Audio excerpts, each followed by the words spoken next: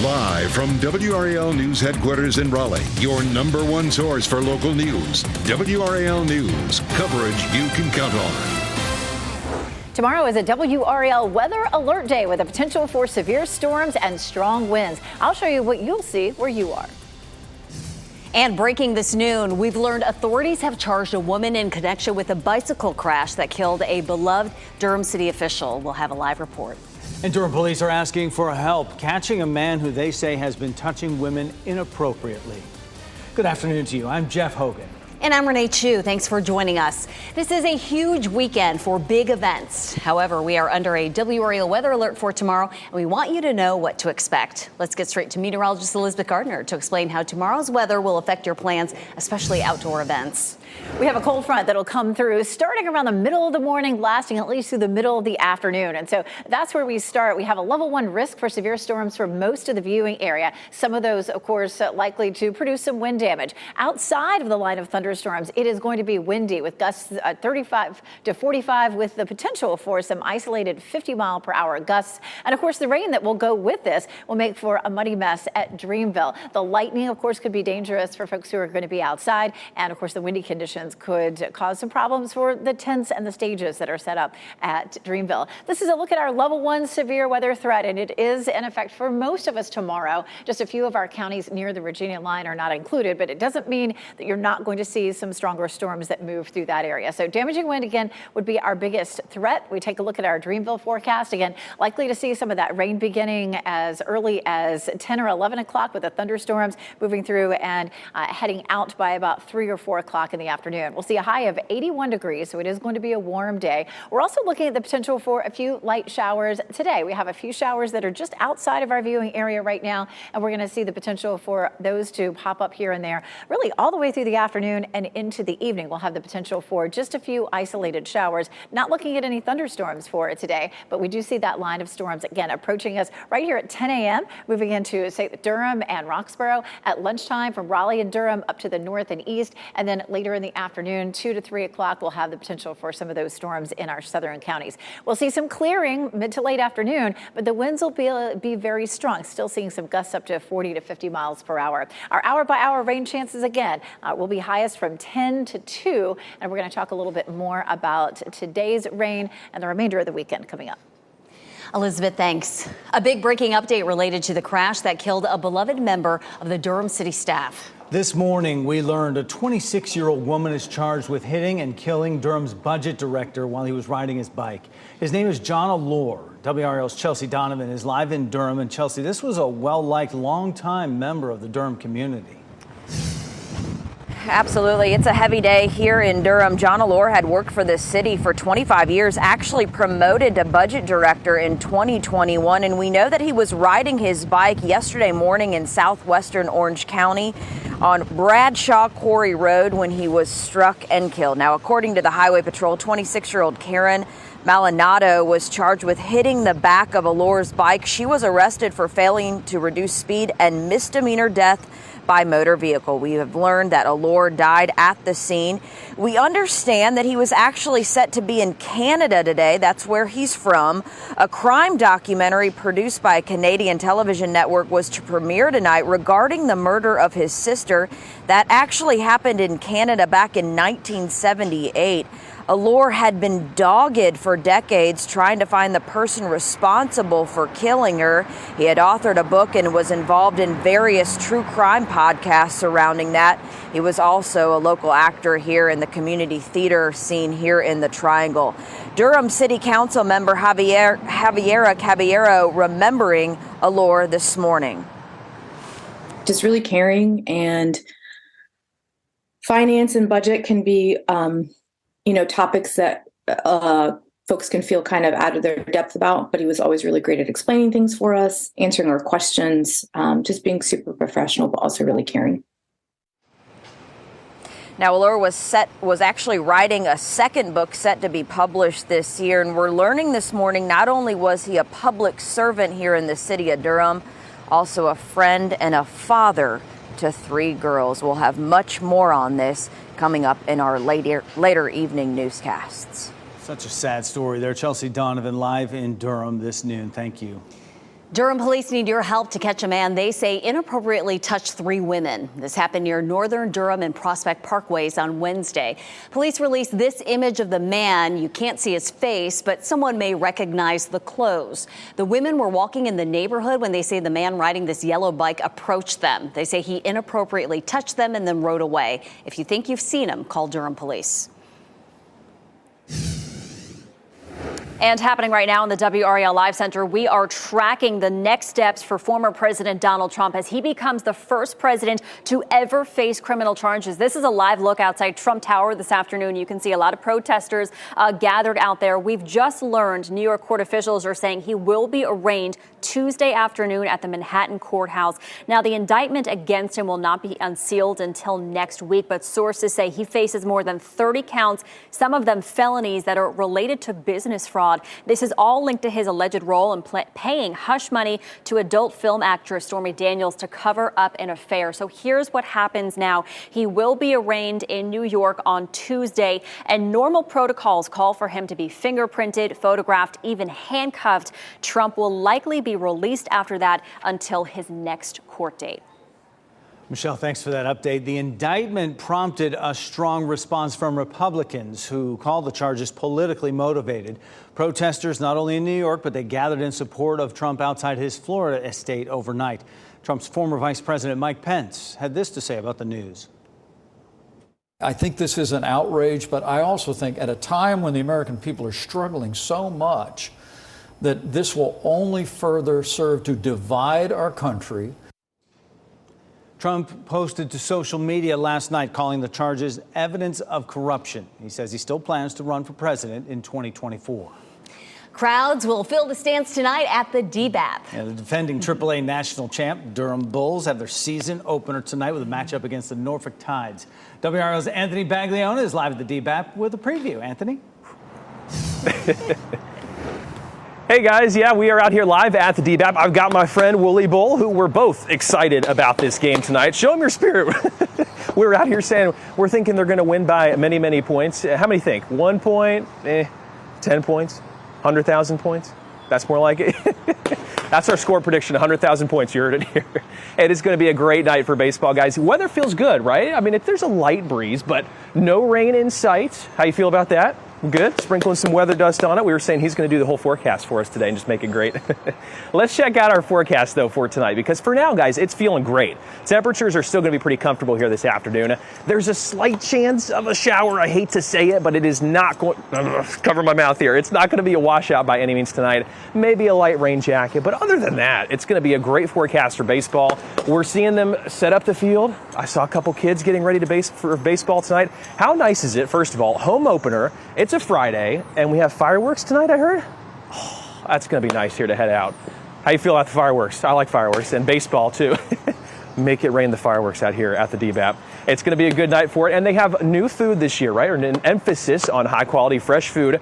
Who doesn't love that? We're going to see lots of different concessions out here and a variety of food options for us tonight. It's going to be a good night to head out. Like I said, maybe a light jacket, but otherwise, we're looking like a good forecast. So with that said, show them your spirit. I'm excited, too. Let's go. We'll send it back to you guys in the studio, but I'm out here with my friend Wooly Bull. We'll send it back to you. Come on out tonight. Here's hoping Mother Nature will play ball tonight. All right. Thanks, Anthony. And thank you, Wooly Bull. If you can't make it out to the game, you can watch the Bulls on WRAL Plus just after 6:30. That's Channel 34 over the air and Channel 1257 on Spectrum Cable. Tens of thousands will be at Dix Park for the Dreamville Festival that gets started tomorrow. WRAL's Laura Levine tells us about the preparations underway and the game plan if there is severe weather. Well, the final countdown is on. The Dreamville weekend almost here, and you can see that the organizers are still putting the final touches on the setup as we are right outside the box office. It is safe to say that this will be a rain or shine event.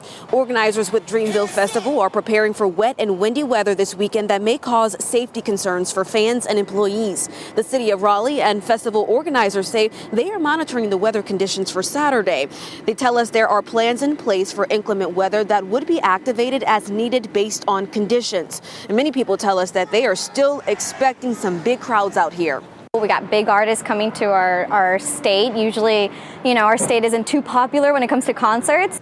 people will still go. They like the hype. They like the excitement. Festival organizers say they are still optimistic about the weather. However, there are a few factors that would play into canceling the event or delaying the event. That would be standing water here on the field or the severity of wind and lightning. Laura Levine, WRAL News in Raleigh. We hope it doesn't come to that. Here's what you need to know about parking for Dreamville. The shuttle for the festival is sold out. Parking is available on NC State Centennial Campus. The cost will be $60 a day. And taking a look at stocks right now this noon. It's been a volatile week, but it looks like things could end up on the upswing as we end trading on a Friday. The Dow Jones Industrial Average up 256 points right now. It's been in positive territory all day. S&P 500 also, it's up 32 points, and the NASDAQ is up 132. And we are following some breaking news in the WRAL Live Center out of Raleigh right now. We wanted to show you some video. We're following some reports that police tape is up at Wilmington Street and Parkland Road in Raleigh. You can see in this video here what appears to be a bullet hole through a car, a parked car at the scene. You can see a police crew there working to figure out what is going on. We're going to stay on top of this and let you know what's going on here. If anybody was hurt, as soon as we get that information, we'll bring it to you live from the Live Center. Michelle, thanks.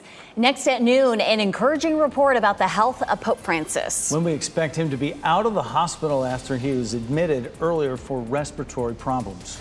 Also, a court victory for Oscar-winning actress Gwyneth Paltrow. What the verdict in the civil trial over a skiing accident means. Plus, a local father of one of the military servicemen killed in the crash of 2 Black Hawk helicopters in Kentucky shares what his son meant to him.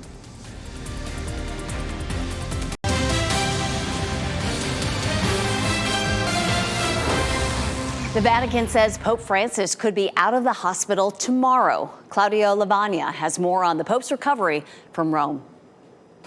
In a new statement, the Vatican said that Pope Francis is expected to leave hospital on Saturday. According to the statement, last night the Pope even had dinner and ate pizza together with those who are assisting him, including nurses, doctors, and staff from Vatican security. This morning, the Pope had breakfast, read some newspapers, and resumed work. Now, the Pope has been admitted to hospital on Wednesday after he complained of breathing difficulties.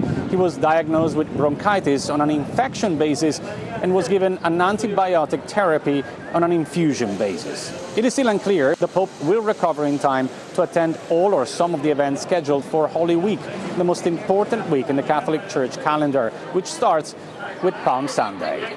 Claudio Lavagna, ABC News, Rome.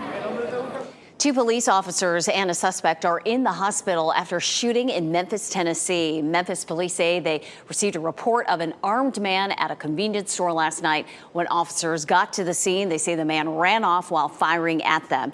2 officers and the suspect were shot, suffering serious injuries. All 3 people were in the hospital in critical condition.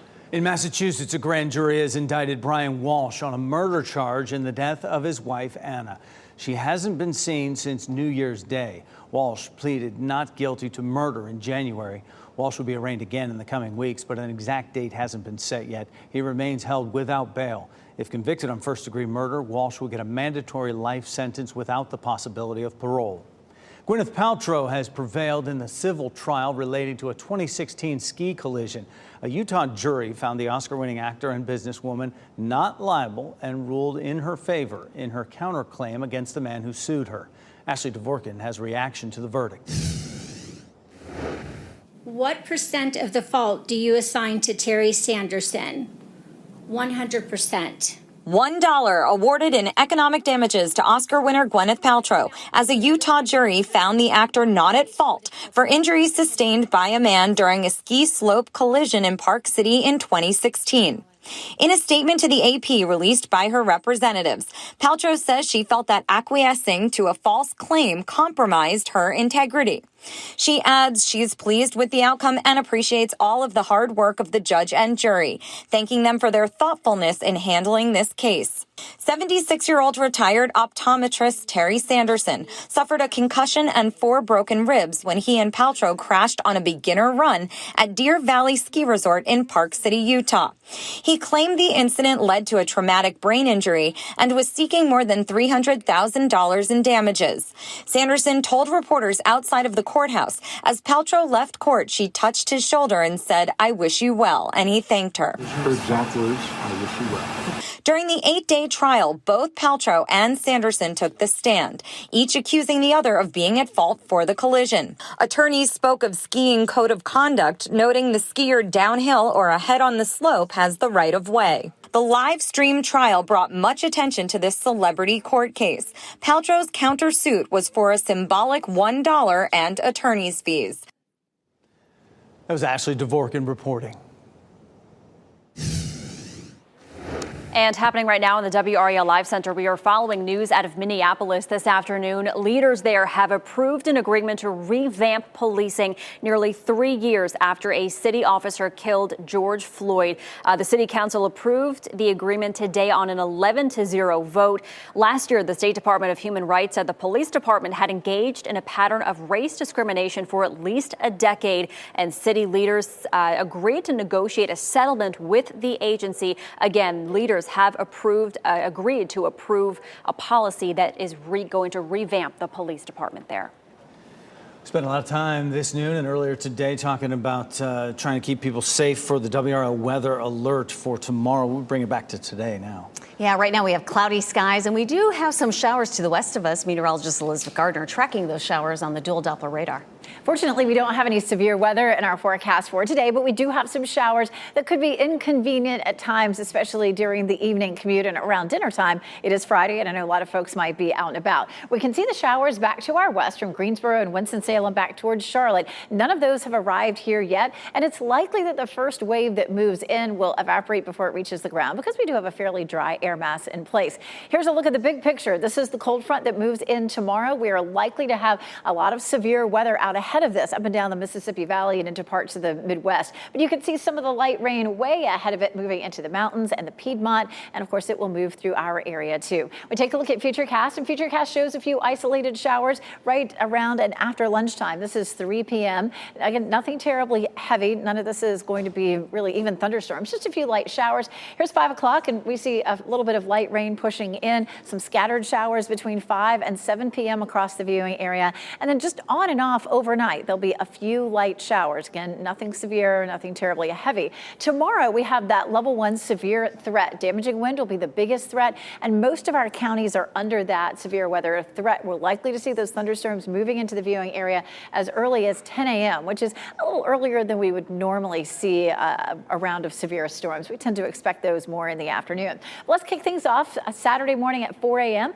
A few light showers here and there, and then here comes that line of thunderstorms. By 10 a.m., it's beginning to move into our northwestern counties right around noon from the Triangle area northward. And then as we get into the afternoon, it begins to fill in down to the south with a better chance for our southern counties seeing those showers and thunderstorms between, say, 2 and 4 o'clock, say around Fayetteville and Clinton. By 5 o'clock, it's completely out of the viewing area, but it will still be windy. And of course, it could have a big impact on the headliners for Dreamville. Looking at 6:30, things are going to begin to improve by then once we get the clearing here from 6:30 to 7:15. City Girls actually should be pretty nice, 72 degrees. The only real problem is we'll continue to have 30 to 40 mile per hour wind gusts. 7:30 to 8:15, RA Lennox, 69 degrees with 20 to 30 mile per hour gusts. From 8:30 to 9, Little Dirk, 25 to 30 mile per hour gusts. And that'll continue through Usher, who's the headliner, at 9:30, 67 degrees. Now, Sunday, we're going to see plenty of sunshine, 62 degrees when JID comes out at 5:45. At 6:45, Summer Walker, sunny and mild. But then it begins to cool off pretty quickly. 7:45, as we get past sunset, we'll see 58 degrees. And then the headliner, J. Cole and Drake, at 9:15, 55 degrees. So you're going to want to take a jacket with you if you're headed out there on Sunday. Of course, Saturday is a WRAL weather alert day. We're going to walk through some more of the impacts coming up in just a little bit. Of course, we have the Durham Bulls home opener. Anthony Baglione is going to come back again and probably have another little conversation with Willie Bull. 74 our high temperature today with some isolated showers through the evening. And then we warm back up Tuesday and Wednesday with highs in the 80s again. All right, the 80s will return at some point. Elizabeth, thank you. A teen is accepted to 54 colleges and universities, and she landed on Duke. Today at 4, how Dia Brown is using this incredible opportunity to help others find their success. 54, wow. A tax rebate for electric cars should get you $7,500, but a new change is making that money harder to collect. On WRAL News at 5:30, we'll explain the changes you need to know. Plus, still ahead this noon, clothes, makeup, maybe a good beach book. All things many of us pack for a vacation, right? One federal agency says you should pack something else you probably never thought of. Coming up, what it is and why it could save your life.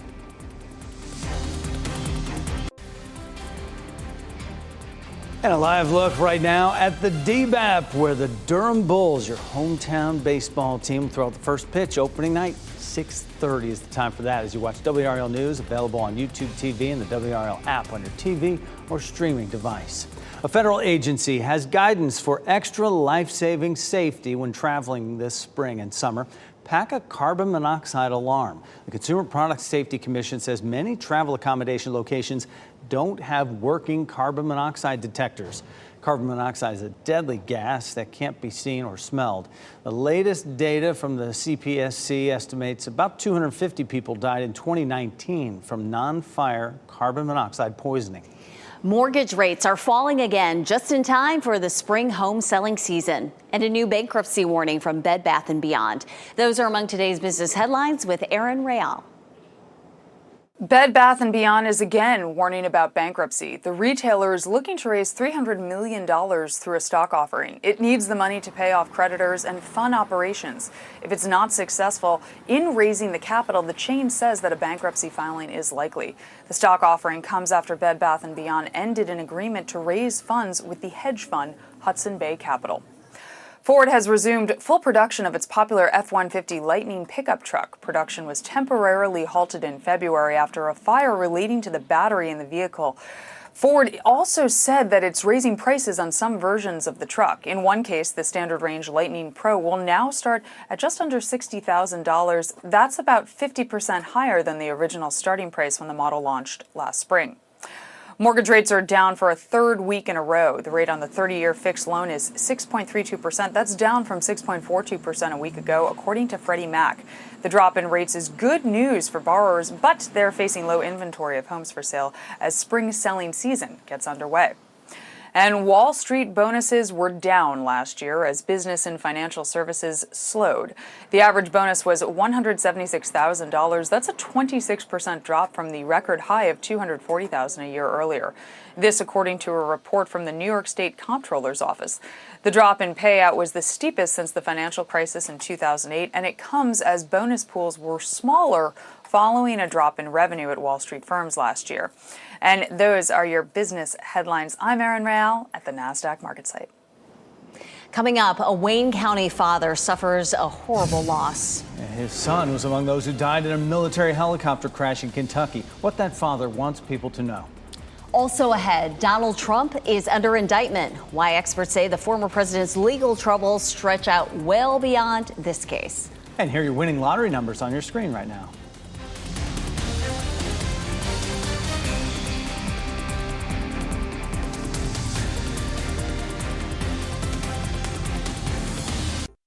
Shot in 4K ultra high definition. Your number one source for local news. WRAL News. Coverage you can count on.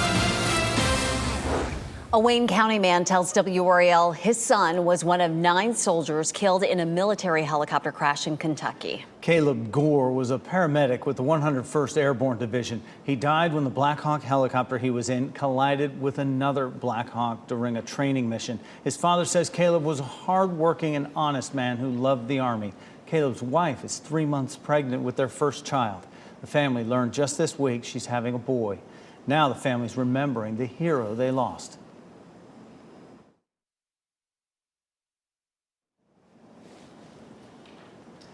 That's his dad you see pictured right here. And North Carolina Senator Tom Tillis also shared his condolences for the family. He said in a Twitter post, It's absolutely heartbreaking. This is a tragic reminder of the dangers the men and women of our military face every day, even during routine exercises. More coverage now of the indictment against former President Donald Trump, and we now expect him to turn himself in on Tuesday. We spoke with North Carolina Central University's criminal law professor Irving Joyner, and he said the next step now is to wait for that indictment to be unsealed when Trump is in court, and there will be more after that. And Professor Joyner emphasized the importance of prosecutors avoiding missteps in this case because of the close scrutiny coming from the people watching it. The indictment this week against Donald Trump is just one of a number of legal problems facing the former president, and the other investigations could actually pose an even greater legal jeopardy to Trump. NBC News Chief White House correspondent Kristen Welker has that part of the story. Anthony Baglione is out at the DBAP right now. We checked in with him at the start of this newscast, and he's out there again, just hours away from first pitch of that. You lost your friend, though, Anthony, I see. He abandoned me. We had such a fun live shot. Now he's out making friends, getting people pumped up here for what's going to be an awesome game tonight. I was just saying a second ago, the weather right now is perfect for this game. As Elizabeth was saying, we do have that chance for a few showers, but it is very, very comfortable right now. They've been getting the field ready. Lots of people out here already, at least the grounds workers, the crews out here. Let's show you a look behind me. You can see it is a beautiful field. First of all, that grass is just so green right now, and they've been working on it. It is going to be a great night here for baseball. They do have fireworks after the game, so you make sure to stick around as you come out. Again, 6:35 is the opening pitch here tonight. Weather-wise, let's talk about our forecast. So we're going to see, again, very comfortable temperatures. There is going to be a chance of an isolated shower or two. It is not going to be a washout. Don't let that deter you here from coming on out. And we're not expecting severe weather or lightning. It's just potentially a few of those rogue inconvenient showers that we could see today. So certainly still going to be a very good night for baseball. They have many new things going on here this year. It's an all season long thing. So just don't focus on necessarily tonight. They have many events all throughout this year and this season. They have Taco Tuesdays here in some spots. And then they also have hot dogs for $1 on Thursday. Lots going on. They have remodeled locker rooms, just tons and tons of activities out here, especially for the kids, the adults, just everyone who does not love baseball on a Friday night. So weather-wise, going to be great. Hopefully you can come on out. We'll send it back to you in the studio. I'm going to go try and find my friend again, but he seems to have evaded the newscast here this morning. Well, Anthony, while you're at it, you might want to try out some of the creations. There's some new food options there at the DBAP. And of course, we know that food is part of the baseball experience as well. It's going to be delicious. Yeah, they have several new nacho dishes I was seeing a second ago with queso and jalapenos and just delicious stuff on it. So, yeah, the food is definitely going to be a very good plus here to coming out to the game. It is lunchtime, so, you know. And they'll also have chorizo on fries, too, and all beef franks. All right, I'm getting hungry already. Anthony, thank you. We'll check back in county by county when we come back. Beginning tomorrow, increased penalties for speeders will go into effect across the Fort Bragg installation, including the ranges and training areas. There are new penalties for anyone going 15 miles per hour over the speed limit. Violators could lose their driving privileges. Previously, suspensions were only issued for speeding over 80 miles per hour. A reminder for this weekend, sections of several streets in downtown Wilson are closed through Sunday as you take a live look at the whirligigs moving there at the park in Wilson. Crews are working on the Farmers Warehouse building over on Goldsboro Street. The owners of the building will complete needed maintenance during that time, including removing the wall facing Goldsboro Street. So parts of Goldsboro, Keenan, and Mercer Streets are closed in Wilson. This is the final day on the job for Wayne County School Superintendent David Lewis. He's retiring. Before he became a superintendent in January of 2021, he held a number of positions in public education for more than 30 years. The school board is currently searching for a new superintendent. Michael Priddy is serving right now as interim superintendent. An estimated 1.5 million people suffer a traumatic brain injury every year in the U.S. And new research is shedding light on the long-term effects of this injury. Coming up, why some medical experts believe we should change how those injuries are treated. Also ahead, another study shows how too much screen time affects your child's brain as they get older.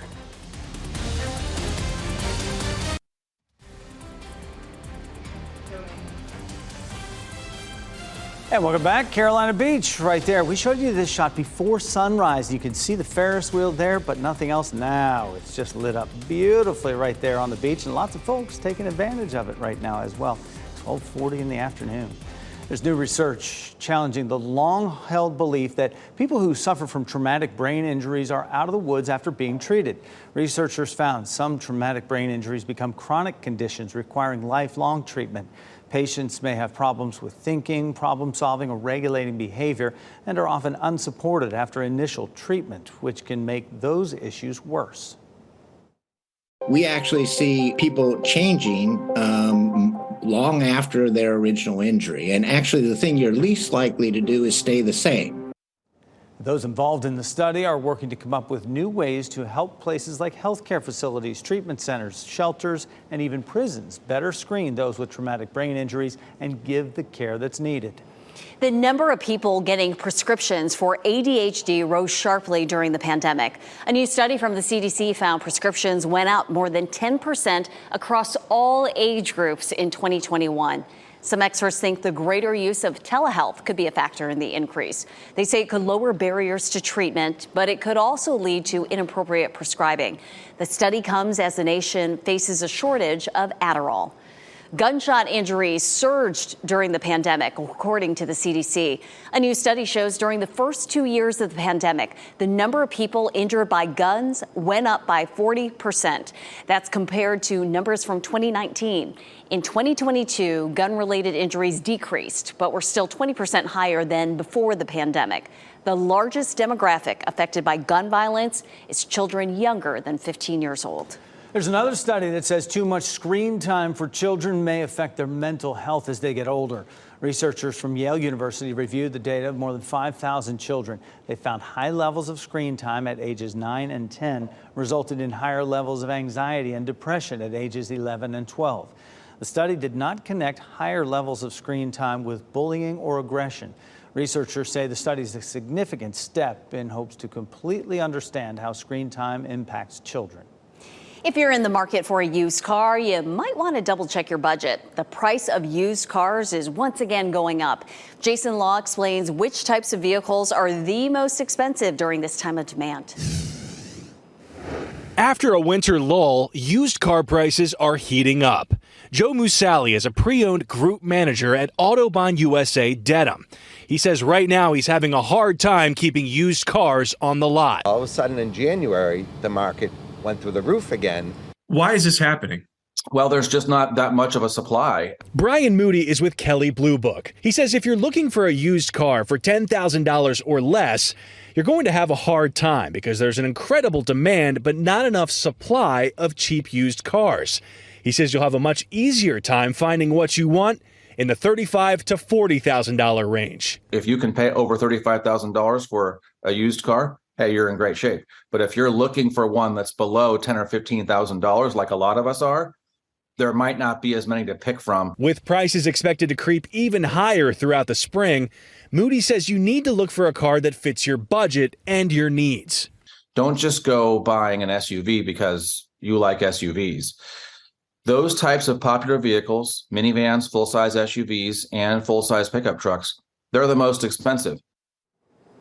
That was Jason Law reporting. Analysts say buyers who can't afford to do so should buy soon. Auto loan rates may continue to rise this year as the Federal Reserve keeps raising interest rates. And happening right now in the WRAL Live Center, we are continuing to follow the latest developments for former President Donald Trump and his indictment. New York court officials this afternoon are saying he will be arraigned on Tuesday at 2:15 p.m. at a Manhattan courthouse. I want to take you live out to Trump Tower this afternoon. We were seeing some protesters lining the street there. It seems as though they have all gone away. No more protesters here. And then we also have this live shot here of West Palm Beach Airport. You can see this is Trump's plane. The former president will travel to New York on Monday ahead of his court appearance. Now, this indictment will not be unsealed until next week, but he could face more than 30 counts, some of them felonies related to business fraud. We're going to continue to track this from the Live Center. I'll bring you any developments as soon as I get them.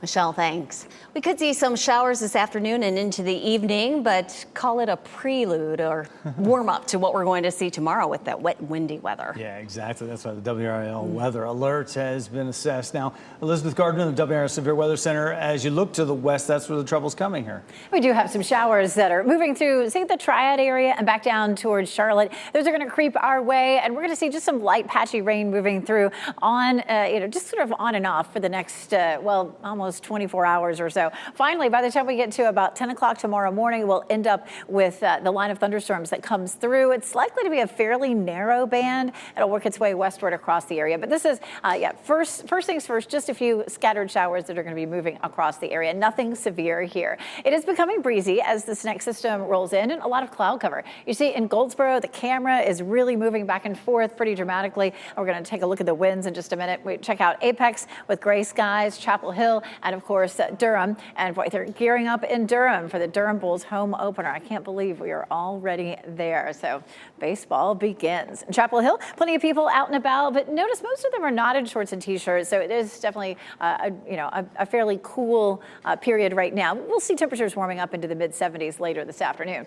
Wilson's always a great camera to check out when it is windy, and you can see the whirligigs really spinning around very quickly. Lots of cloud cover, and eventually in a few hours, we'll likely see a few showers rolling through there. This is a look at our wind speeds and gusts. The wind speed is on the left. We've had a big change yesterday and the day before. Our wind was coming out of the north, and that made it feel pretty chilly. Well, today it's starting to come out of the south. That brings us a warmer afternoon, and it'll also bring us a warmer day tomorrow ahead of our front. We have gusty winds gusting to 25 in South Hill, 26 in Rocky Mount, 22 in Goldsboro, and 24 in Fayetteville. We'll likely have some gusts to 20, 25 around the Triangle area as well. Winds are likely to stay up all night long and begin to increase more as we get into the day tomorrow, because we could end up with some gusts at say 30 to 40, maybe even some isolated 50-mile-per-hour wind gusts as we get into the day tomorrow. So we're looking at a little bit of rain starting to push in back to our west. Here's our front. It is sliding eastward. We'll likely later this afternoon have a band of severe storms that develops. So take a look at this.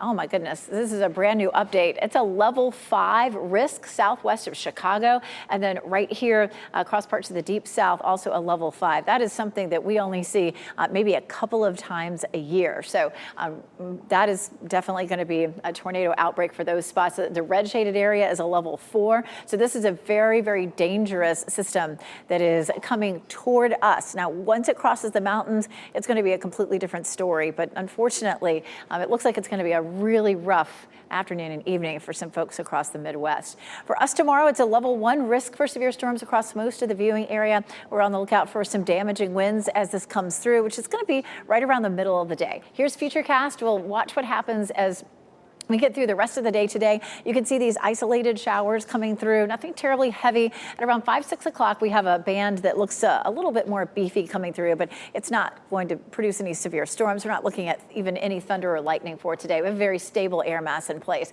Well, move it ahead to tomorrow, a few isolated showers overnight, and then here comes that line of thunderstorms at about 10 a.m. It's moving into our western, northwestern counties right around lunchtime, right around noon to 1 o'clock through the Triangle area, and of course over Dreamville, where we'll have tens of thousands of people. And then after that, by 3 or 4 o'clock, it's moving completely out of the region. Skies will be clearing, but it does remain windy even behind this. How much rain will we see with this? Right around the Triangle, it's probably going to be around 1/4 of an inch, maybe a little bit more than that. That will be enough to make for some very muddy conditions at Dreamville Saturday and again on Sunday. This afternoon, we could see max wind gusts up to 35 miles per hour, but most of them are going to be in the 25-mile-per-hour range. As we get into the day Saturday, those wind gusts likely to be in the 40, maybe 45-mile-per-hour range. And that means we could see a few isolated power outages across our area. We'll be watching out for that. Let's take a look at the headliners. Again, it's really going to be a bigger deal during, say, lunchtime, early afternoon on Saturday. By the time we get to 6:30, when City Girls take the stage, it'll be clear. We'll still see 30 to 40-mile-per-hour wind gusts, but 72 degrees at 7:30 for R.A. Lennox, 69. And we're going to continue to see some strong gusty winds. 68 at 8:30 when Lil Durk takes the stage. And then for Usher at 9:30, 67. That's still fairly comfortable at 20 to 30 mile per hour wind gusts. Finally, overnight Saturday night, those winds will begin to die off. And Sunday's going to be a much nicer day. It'll be on the cool side. At 5:45 when JID takes the stage, 62 degrees, but sunny skies, 60 at 6:45 for Summer Walker. And then it begins to cool off a bit more right around sunset for Burna Boy, 7:45, 58 degrees, and J. Cole and Drake at 9:15, about 55. So definitely getting cooler as we get through the day. Of course, Saturday is a WRAL weather alert day because of that threat for severe storms. We have that level 1 threat for us on Saturday again, mid-morning through the middle of the afternoon. And then after that, the weather becomes quieter. Sunday cool at 67, but we warm back into the 80s by the middle of next week. We'll get some warmth with that quiet. Elizabeth, thank you. 6 great white sharks are swimming off the North Carolina coast. Still ahead, meet one of the researchers tracking them and find out how you can follow them too.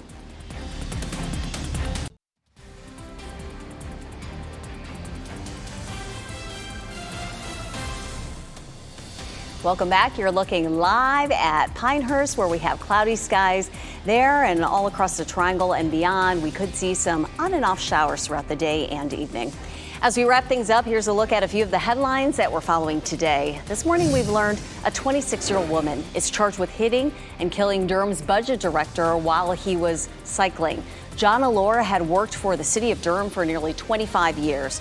And Highway Patrol tells us 26-year-old Karen Maldonado was charged with driving the car that hit Allure.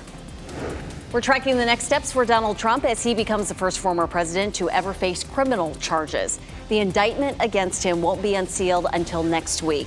This is linked to his alleged role in paying hush money to adult film actress Stormy Daniels to cover up an affair when he was running for president.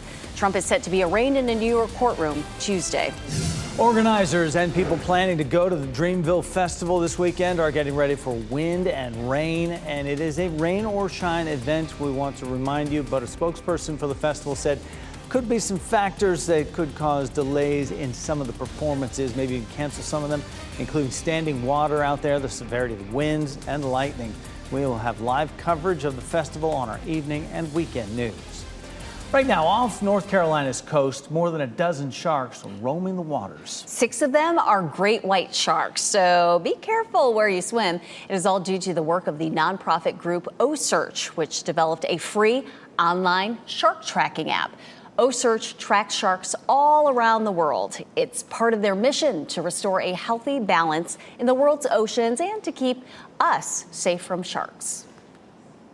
It can be a good reference point just to know what animals are around. And we really hope that people are able to use the OSearch tracker so that they can learn more about how these animals move and really appreciate how important they are to everything that we do when we're in the ocean.